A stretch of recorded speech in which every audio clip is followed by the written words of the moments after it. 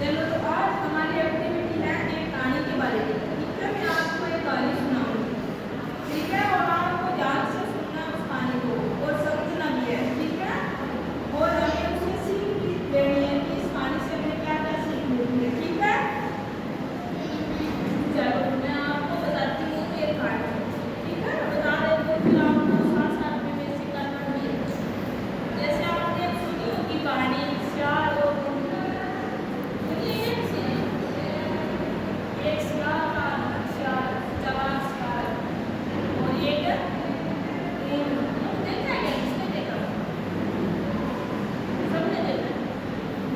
और सियार जो लोमड़ी होती है, लोमड़ी देखी बड़ी? कहाँ देखी?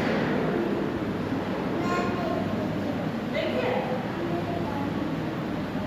हमारी थी है लोमड़ी थोड़ी ज़्यादा चालाक होती है। ठीक है, तो दोनों की कहानी है।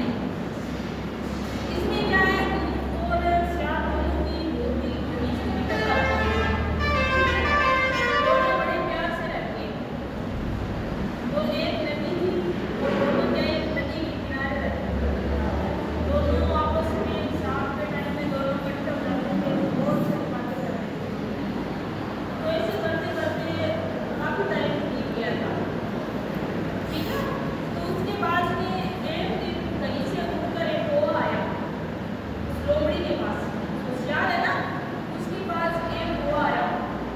तो कौवे ने क्या बोला कि सियार भाई, आपको पता है क्या, उस नदी के पार जो एक किसान का खेत है, ठीक है, तो उस खेत के अंदर तरबूज है बहुत सारी, और वो क्या है, तरबूज पक गए हैं।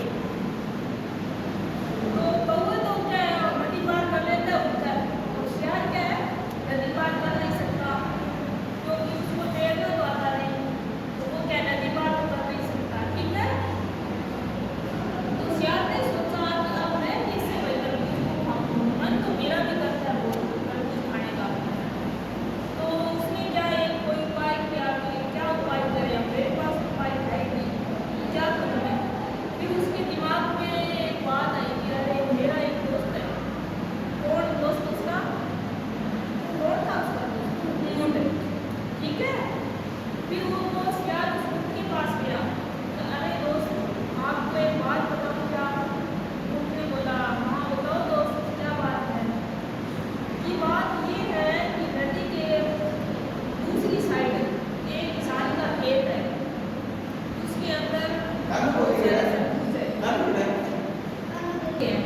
ठीक है, तो अब क्या है, आप ही उस तरबूज को खा लो। मैं तो क्या करूँ दोस्त, मैं भी तो खेलना आता है।